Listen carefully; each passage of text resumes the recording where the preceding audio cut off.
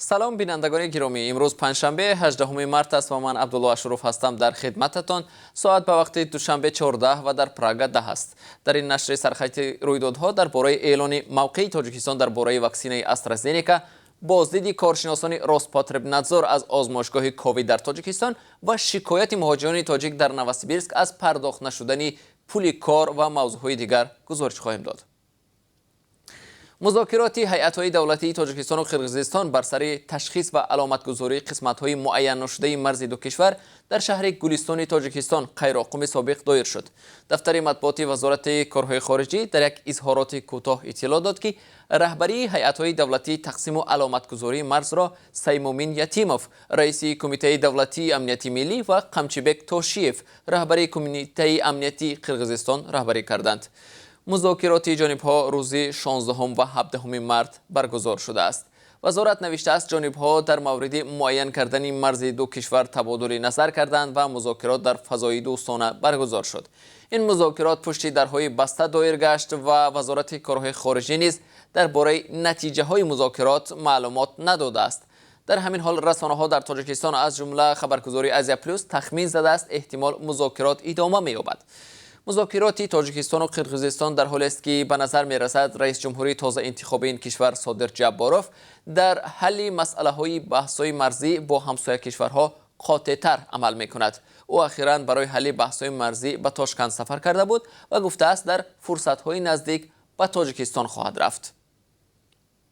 تاجیکستان از استفاده واکسن استرازنیکا دست نمی‌کشد. سمریدین علیزاده، معاون وزیر تندرستی تاجیکستان، روز 18 مارت ضمن یک نشست خبری در شهر دوشنبه گفت وضع فعلی وابسته به واکسن استرازنیکا را پیگیری دارند، اما کشور از استفاده این نمود واکسن خودداری نمی‌کند.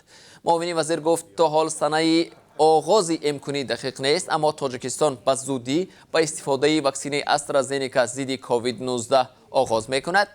بحثی تا کجا به خطر بودن واکسینه ساختی بریتانیا و شویتسیا و دانشگاه آکسفورد استرازنیکا حالا یکی از موضوعهای اساسی در کشورهای اروپا است. بعضی از کشورهای اروپایی گفتند با سبب نگرانی‌ها از لخته‌شوی خون بعد از قبول واکسینه استرازنیکا موقتا از استفاده آن دست می‌کشند. تا این دم فرانسه، آلمان، ایتالیا، هلند، ایرلندیا، بلغارستان، استرالیا استفاده از واکسینه استرازنیکا را موقتا بازداشتند.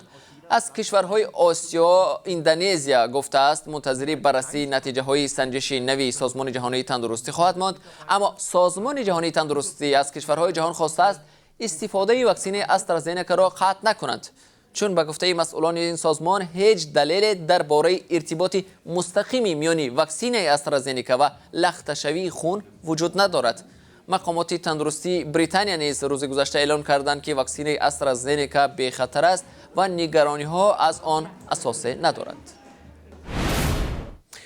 کارشناسان اداره روسپاتربنادزور روسیه که با یک سفر در تاجیکستان قرار دارند از آزمایشگاه ملی تندرستی دیدن نمودند. به اطلاع دفتر مطبوعات وزارت تندرستی بگاهی روز 16 مارت 3 متخصص پژوهشگاه ضد وبای میکروبی روسپاتربنادزور روسیه با فعالیت آزمایشگاه ملی تندرستی جمعیتی تاجیکستان شناس شدند. گفته می شود اثنای شناسایی هیئت روسپاتربنادزور از رفت فعالیت آزمایشگاه مذکور دیدن نموده، اینچنین با رهبریت و متخصصان مؤسسه نامورده ملاقات کردند. بازدید متخصصان روسپاتربنادزور از آزمایشگاه‌ها و یک قطار مؤسسه های تندرستی تاجیکستان ادامه دارد.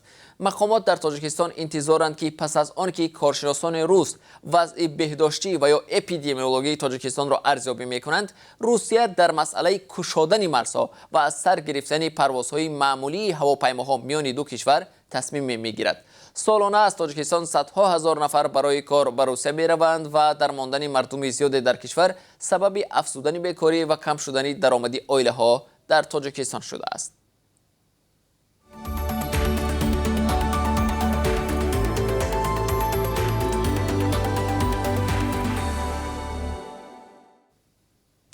یک گروه از بیناکاران تاجیک از پرداخت نشدن حق زحمتشان در شهر نوسیبیرسک روسیه شکایت دارند.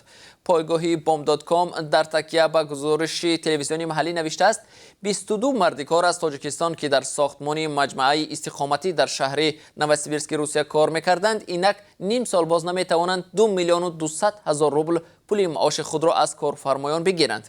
گفته می شود کامل جان منورов مهاجر تاجیک با 21 هموطنش ماه می سال 2020 به جستجوی کار به نوسیبیرسک آمده قسمتی از همه وزنین کار در ساختمان را برداشت گرفته از جمله مجبور بودند که پلیته های بتونی وزنین را در پشت خود به قبت سیومی بنا بکشانند. کارفرمای آنها شرکتی موسوم به دکارت انسکا تا به حال پول آنها را نداده است. کامل جان منورов میگوید کارفرما امروز پگاه وعده داده از پرداخت حق زحمت او و همراهانش سرپیچی میکند. در همین حال الکساندر پیترسون معاون رهبر شرکت دکارت انسکا اعتراف کرده است که پول مردکاران تاجیک را ندادند ولی او خود مردکاران را گناهکار کرده است که کار خود را تا آخر به ثبوت نرساندند.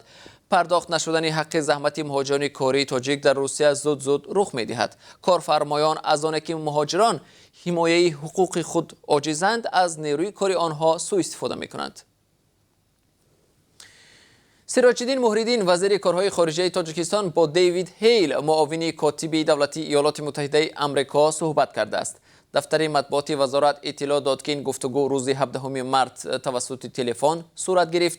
در رفت صحبت جانب‌ها راجع به مناسبت‌های دوجانبه تاجیکستان و آمریکا در ساحه‌های سیاسی، اقتصادی و اقدام‌های مشترک جهت پیشگیری پهن‌شوی کووید 19 تبادل افکار نمودند. همصحبتان همزمان مسئله‌های رشد همکاری‌های منطقوی و بین‌المللی را مورد بررسی قرار دادند. وزیر مدافع روسیه سرگئی شایگو در مصاحبه با آژانس اطلاعاتی تنگرینیوس قزاقستان گفت که روسیه از جای عوض‌کنی گروه کلان تروریستان در افغانستان و دیگر کشورها نگران است. در افغانستان علیه گروه دهشت افکنی داعش قرار دارد. بنابر گفته او مشکل جدی افغانستان اینچنین انتقال مواد مخدر و استحصال آن می باشد. همه ما در یک منطقه عمر را به سر میبریم و هویداست که نسبت به تقدیر آنها بی‌طرف بودن نمیتوانیم. امیدوارم که با مردمان کشورهای این منطقه سالهای زیاد در اتفاق و همدیگر فهمی خواهیم زیست، افزود سرگئی شایگو. پایان ماه روان سفر اشرف غنی رئیس جمهوری افغانستان به تاجیکستان در نظر است. او در شهر دوشنبه در کنفرانس قلب آسیا روند استانبول اشتراک و سخنرانی خواهد کرد. بنابر اطلاع وزارت کارهای خارجه تاجیکستان 29 و 30 مارس سال روان در دوشنبه کنفرانس مذکور با شرکت وزیران کارهای خارجه 15 کشور دایر خواهد شد. بنا به برنامه کنفرانس بجز از رئیس جمهوران تاجیکستان و افغانستان وزیران کارهای خارجه تاجیکستان و افغانستان سراج‌الدین محریدین و محمد حنیف اتمر نیز در این کنفرانس اشتراک و سخنرانی می‌کنند. در پی آن جلسه اساسی کنفرانس برگزار می‌شود که در آن رهبران نمایندگی‌های کشورها و سازمان‌های حامی قلب آسیا روند استانبول نظر خود را درباره تقویت اجماعی بین‌المللی برای صلح و توسعه در افغانستان بیان خواهند داشت و این موضوع را به بررسی خواهند گرفت. کنفرانس با قبول اعلامیه دوشنبه و هم یک نشست مطبوعاتی با شرکت وزیران کارهای خارجه تاجیکستان و افغانستان به انجام می‌رسد.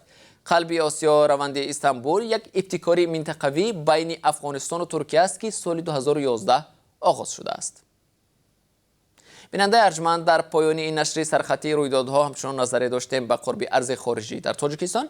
بنابر قربی که بانک ملی تاجیکستان برای امروز نشر کرده است، $1 آمریکایی 11 سومانی و 31 درم، 1 یورو 13 سومانی و 45 درم و 1000 روبل روسی 152 سومانی و 80 درم ارزش دارد.